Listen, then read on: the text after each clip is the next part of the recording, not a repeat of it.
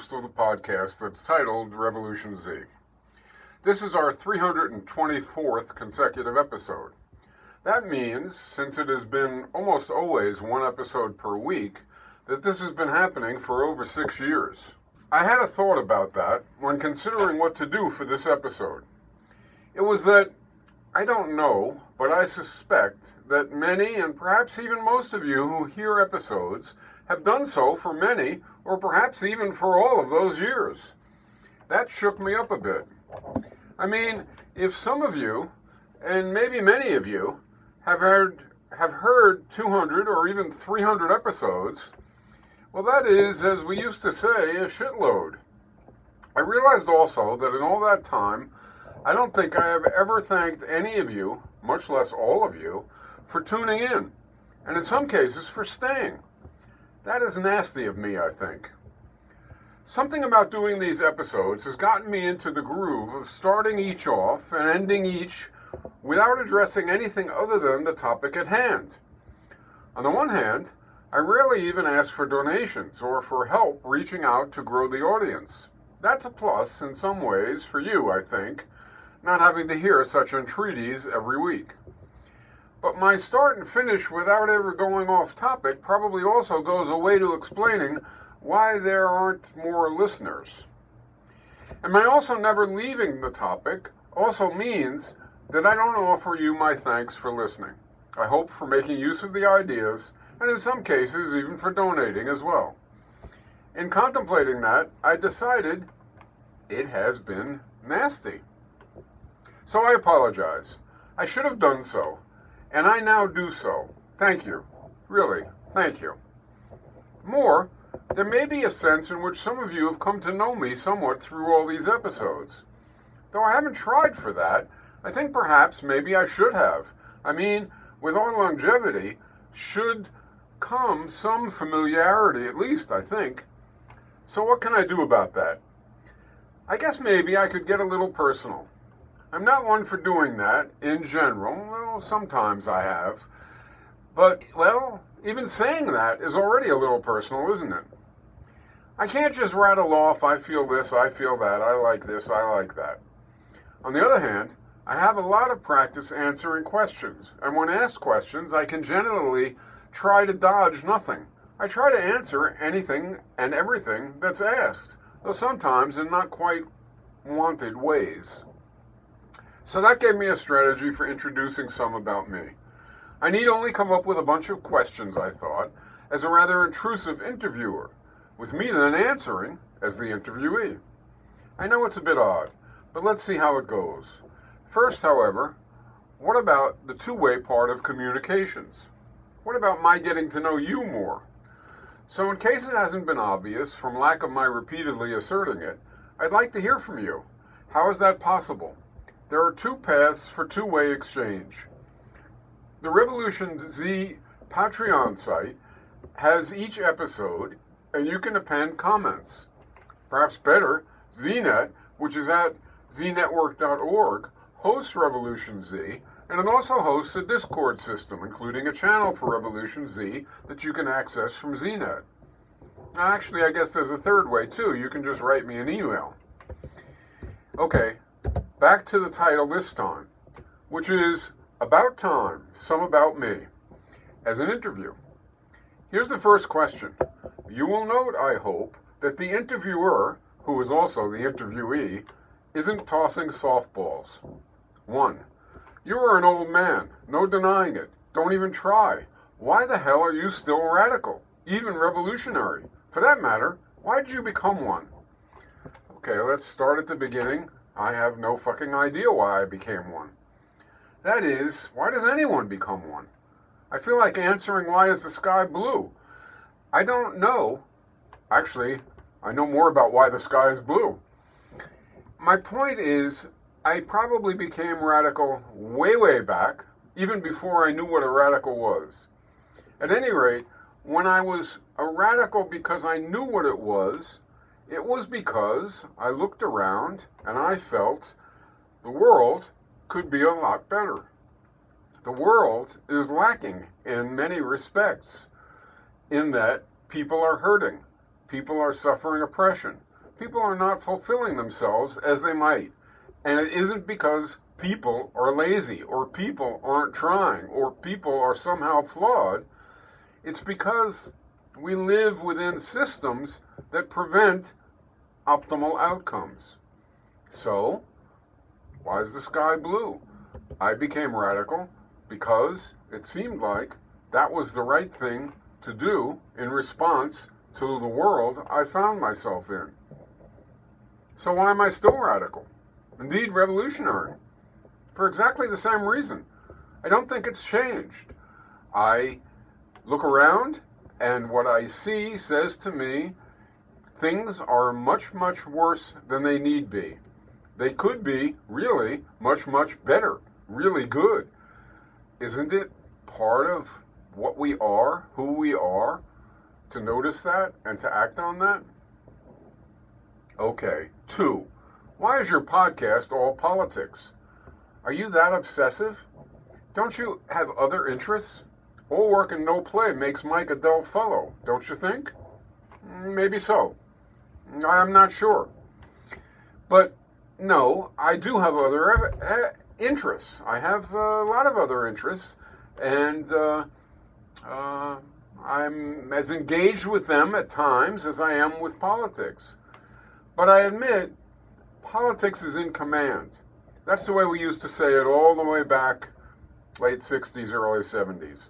Politics in command meant what we were, what we did, how we thought was largely dominated by our political desires and agendas. We had them in mind. Indeed, in some points, I think I have actually defined being revolutionary as having that. As you are when your makeup, your approach, your personality, your choices are dominated by thoughts about politics, about how to make the world a better place. As to making Mike a dull fellow, that's not for me to judge, but I suspect you're right about that. It probably is dull for many people to encounter someone who has politics in command, especially if it's all the time. For me, I have to say, it's not all the time. You know, I watch TV, I play Go, I watch chess, I do a lot of different things. I get as engaged with popular science, and even not so popular science, as I do with politics. In fact, truth be known, I read a lot more science, popular science, serious science, and mysteries and thrillers than I do political books, and have for quite some time. So I have a lot of interests. But when it comes down to something like having a conversation with somebody, something like forming an agenda and trying to act on it, politics in command. So why is my podcast all politics? Well, because that's what it's about. It's because it's a politics, social change, radicalism, revolution podcast. If I did a podcast about, Bob Dylan's music, or I did a podcast about quantum mechanics, or I did a podcast about, just AI, it wouldn't be, well, wait a minute. Truth be told, it would probably, with the exception of the quantum mechanics one, still be politics in demand. That is, I would look at Dylan's lyrics and his impact in terms of politics. I would look at all of it in terms of politics. So, okay, I'm a dull fellow. 3. I have listened to a shitload of your episodes starting about 6 years ago. Hell, being you, I couldn't escape. After 6 years, I bet you still agree with the first ones. In fact, if you took up the same topics now, and you often do, I bet you'd offer very nearly the same content. What's with that? Doesn't your mind ever change? Don't you ever learn anything? Are you the same guy now you were 6 years ago? For that matter, are you the same guy now you were 50 years ago? Let me make my query totally clear. Are you a delusional but stubborn fool? Okay, let's try to answer this maybe a step at a time toward that last part. Yes, you're right. I'm the same person I was 6 years ago, and I'm the same person I was 70 years ago, at least in most respects. I once thought hard about this and asked what a person is, and I decided, well, we're not cells. Those get replaced every few years. Even our brain gets replaced. All of it gets replaced. So we're information. We're some kind of combination of accumulated information and connections among it and desires, I guess. Am I the same as I was 50 years ago? No. My tastes have changed. Various things have changed. I hope I'm a little wiser. But if you're asking, has my politics fundamentally changed? No, I don't think so. I would say by the time I was out of college a few years, I had most of the same political inclinations I have now. Now they're better developed. There's a lot added to it. There's a lot of refinements and in some cases enlargements. But there hasn't been a reversal. I admit that. There hasn't been. What's with that? Well, it either means I'm a stubborn, delusional fool, or it means I had something right. And I suspect it's the latter, because I don't think this is rocket science. I think having generally good values in politics comes naturally unless it gets beaten out of you, or tricked out of you, or manipulated out of you. And luckily, I guess I've avoided that kind of coercion. Does my mind ever change? Sure. Do I learn things? Sure. Does what I learn and the changes in my mind, has that caused me, for example, well, it's not 50 years, but a whole lot of years, to change my views about participatory economics? Parts of those views, yes. But the overall commitment, no. I don't think that's sectarianism. I don't think that's delusion or stubbornness, because I continually reevaluate. Stubborn would be not reevaluating. It would be not hearing anything that was critical. It would be not being willing to debate with anything that was critical. I don't think that's true of me, but I'm not the one to judge. 4. Okay, how do you choose guests to invite on your show? Or when you don't have one, how do you choose what topic to take up? Do you ever finish an episode and wonder why you bothered?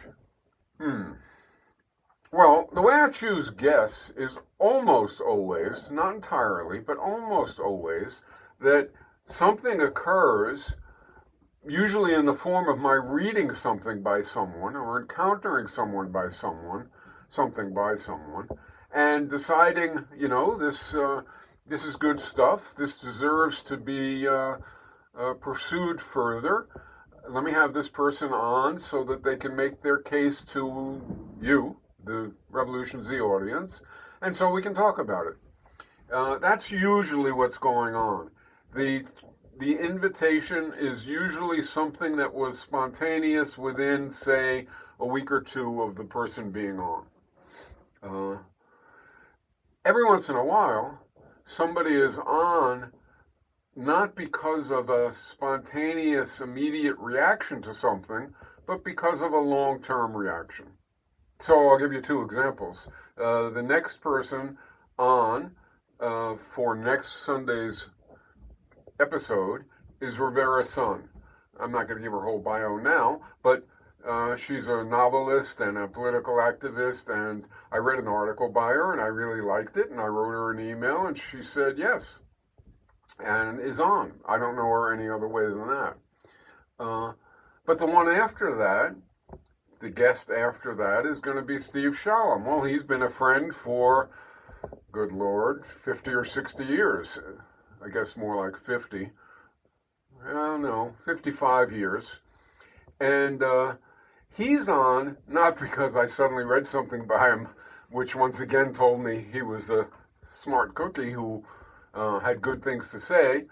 No, it's because I had an idea about something that I wanted to do a session about, an episode about, and he immediately came to mind as a great person to have on to do it with. So both those avenues to having a guest exist.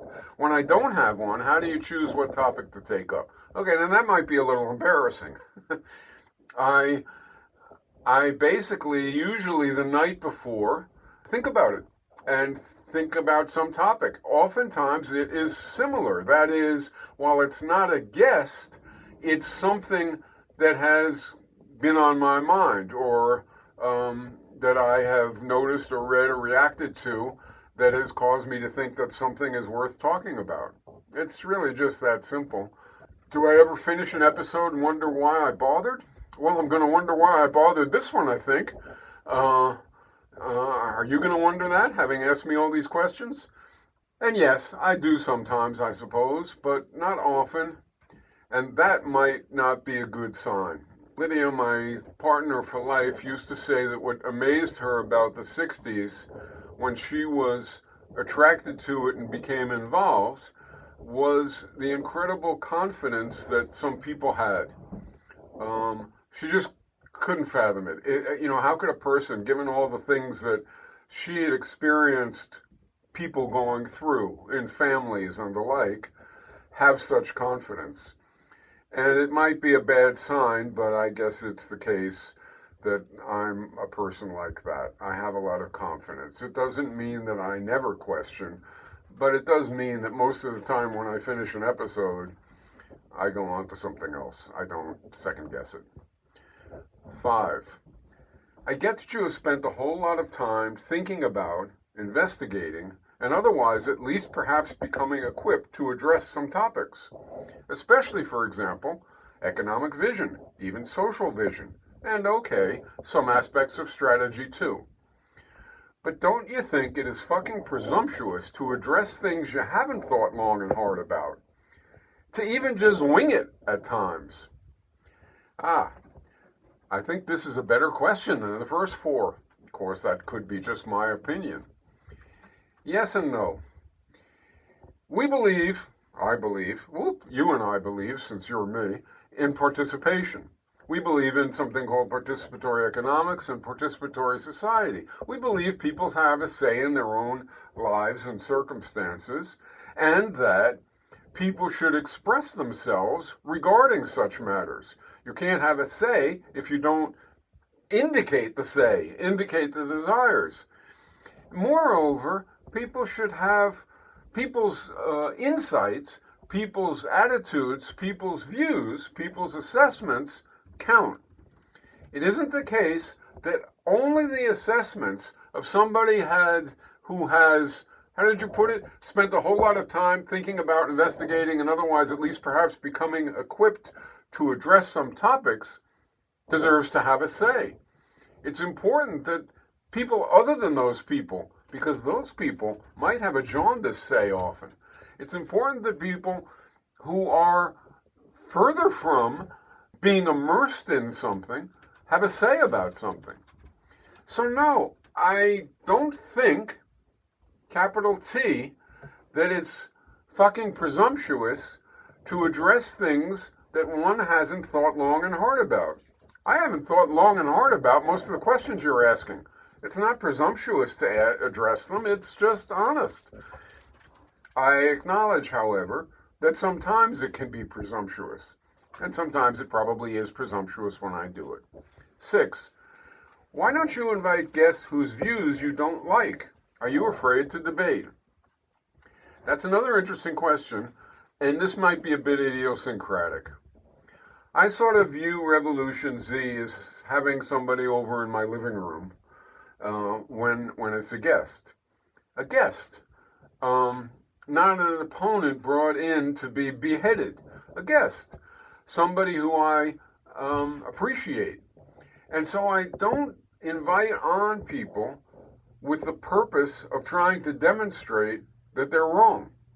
That doesn't mean I'm afraid to debate. I actually probably am too quick to debate, may like debating too much not too little.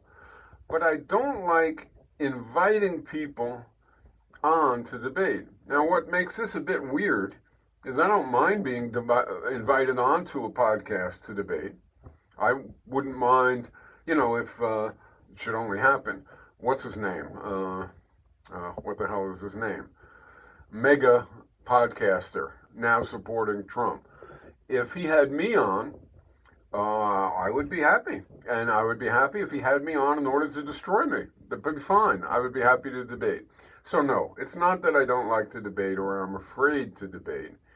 Indeed, I've debated with a whole lot of people, including people who, are quite prominent and have views that would just as soon see me disappear. I just don't like inviting somebody on my show, to my living room, for me to bludgeon. 7. You have mentioned that your audience is small. Maybe you should take a hint and do something else with your time. What do you think? Maybe you're right. I don't know. How do I know? How does anyone know? When you start to do something, maybe something quick, go to a demonstration. Or maybe something that takes a whole lot of time. Start writing a book. How do you know that it's going to be worth the effort? You don't. You make your best estimate. When I notice my audience is small. It's true. If the audience was much larger, I would be happy at that change, supposing everything else was unchanged. I remember when Lydia used to do theater, sometimes she would do a play, on a Friday night that she directed and was in, starred in, and wrote. And sometimes there would be 8 or 10 people. And she would be upset by that. And I would say to her, if there were 1,000 people and they watched it and went home and were a little bit entertained, okay. And if there were 10 people and one of them, just one of them, watched it and went home and was, the next Rosa Parks or whatever, which is more important? So you have to pay attention when there are 10 and when there are 1,000. Do something else with my time? What? What am I going to do with my time that is more valuable than doing these podcasts? I don't know. Somebody recommends something and perhaps I'll do it. Well, actually, let me say, I just did have such a recommendation. Someone recommended that I do, instead of hour-long, roughly, ballpark most of the time, podcasts, that I do, snippets, little short ones, all video. And I would have a much larger audience, this person felt. Well, I had a couple of reactions to that. One was, I don't think it's true. I don't think I would have a larger audience. I think that I probably would be not, however good or bad I am at what I'm doing now, I think I would probably be not particularly good at all at trying to be thoroughly engaging in 1 minute. And I also think that, who cares? What does 1 minute accomplish? It's just not enough time to convey anything other than what is already in people's minds. You can convey pretty quickly. Same is true for like a really short article. You can convey something that people are already aware of. But if you want to convey things that might change people's views or minds, well, then that takes longer, and that's what I prefer to do. 8. Do you ever feel like you were beating your head against the titanium wall? Why don't those feelings stop you? Getting more specific, don't you feel right now like what the fuck is happening? Your agenda is getting blasted. What gets you up each day, anyhow? Hell, what keeps you off the nearest bridge? Well, yes, of late, not earlier very much, maybe even not at all, do I feel like I'm beating my head against the titanium wall. But I will admit that of late I have had feelings that are more morose on that score, or concerned about defeat on that score than I've had in the past. Why don't those feelings stop you? Well, who knows? Maybe they will, but I hope not. I do feel like what the fuck is happening. I mean, on the one hand, we know what is happening. After all, it's broadcast in 17,000 channels and flavors every day. Of course, there's so much noise that many of us don't see what might be the most important parts, but I think I pretty much see those most important parts, and so I know what's going on. But at the same time, I don't know what's going on because it's completely unprecedented and berserk, and it's very hard to pin it down. I try. That's what I've been doing various podcasts about. My agenda is getting blasted. Well, yes, it is. It isn't just that policies are being pursued which hurt the constituencies which I care about helping, which I care about rising up in anger. It's also that the whole structure of government, the whole structure of the political apparatus that we live with is being not just blasted, but reconstructed, which is worse, and reconstructed with an eye toward ends that are despicable, ruled by one and a bunch of buddies, or maybe it's ruled by a few. We don't really know. How much is Trump in command? I don't know. Is it instead some of those billionaires, not even Musk, the ones that we don't see, that are sitting around and governing things? Don't know. But we know what's going on and where it's headed. What gets me up each day, anyhow? Well, I got to tell you, if I'm going to be honest with these questions, it's getting harder. I find myself lying in bed longer than I would ordinarily. And I think that is a sign of what you're asking about, that it's hard to face the day, and it's hard to pursue what we believe in. But I do it. What keeps me off the nearest bridge? Okay, I'm going to be honest again. When I was maybe, 22 or something like that, I broke up with somebody who I thought I was going to wind up with forever. It just happened. And I went walking, and I walked on the bridge that links Boston and Cambridge. It's actually called the Harvard Bridge, if I remember correctly. Yeah, it is. It's called the Harvard Bridge because when it was built, MIT was in Boston, not in Cambridge. So the bridge was from Boston to Cambridge, where Harvard was. They never changed the name to the MIT Bridge, although I think people have tried to. It leads, one side of it is directly, is at MIT. It's on Massachusetts Avenue in Cambridge. Anyway, so I'm walking across the bridge and I'm looking into the water and I'm wondering. That's the only time in my life that I ever sort of asked myself, why not jump off? Probably I would have survived. What's the answer to that question? I don't know. You have to ask somebody a lot more, aware and understanding of human motivations and psychology than me to get an answer. But I didn't, and I've never thought about it since. 9. This was supposed to be revelatory a bit, personal a bit. You've done some of that, but some folks would think all the above isn't personal. It is just more politics.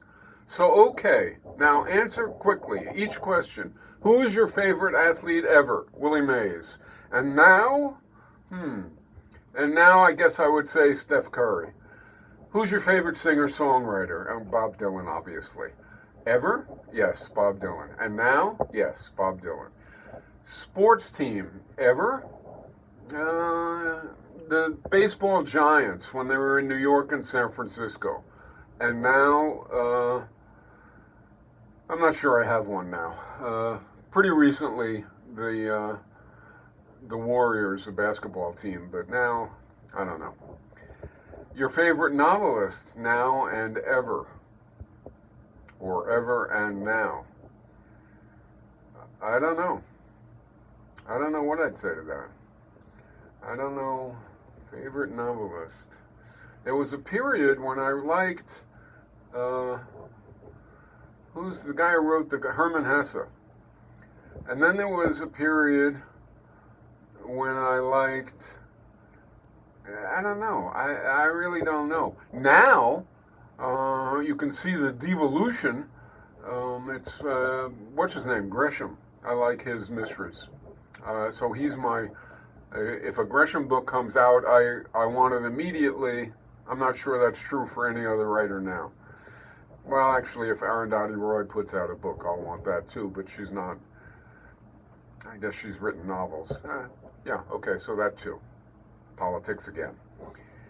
Your favorite actor ever and now? Yikes. How about, I know who.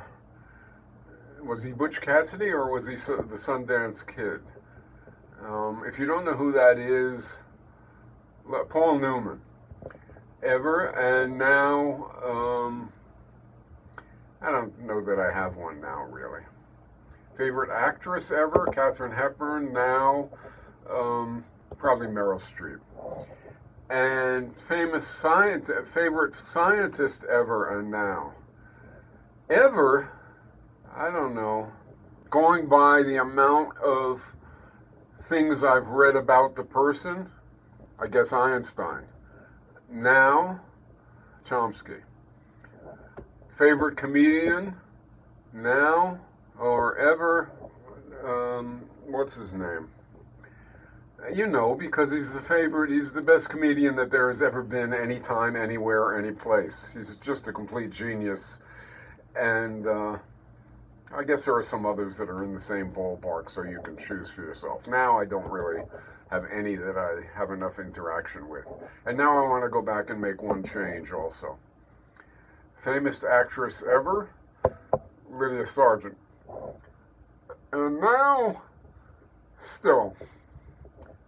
Okay, I think we have a little more time.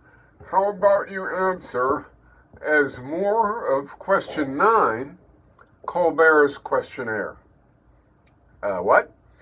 You know, from late night television, the questions he thinks reveal who his celebrity guests really are. He asks them the Colbert questionnaire. So are you crazy? I'm not a celebrity. Tough. Let's do it.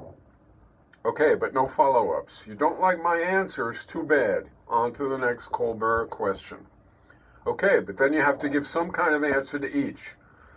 All right. What's the best sandwich? Once I would have, for the sake of the audience who don't watch late night TV, Colbert really does this. These questions are really from him. He asks these questions to all kinds of celebrities, you know, from Tom Hanks to, just all kinds of people. All right, what's the best sandwich? Once I would have said pastrami with coleslaw and mustard on rye. But times change. How about Trump between 2 slices of musk burnt to a crisp, not yet served, but you never know? What's one thing you own that you should really throw out? You as my interviewer. What is the scariest animal? Lightning.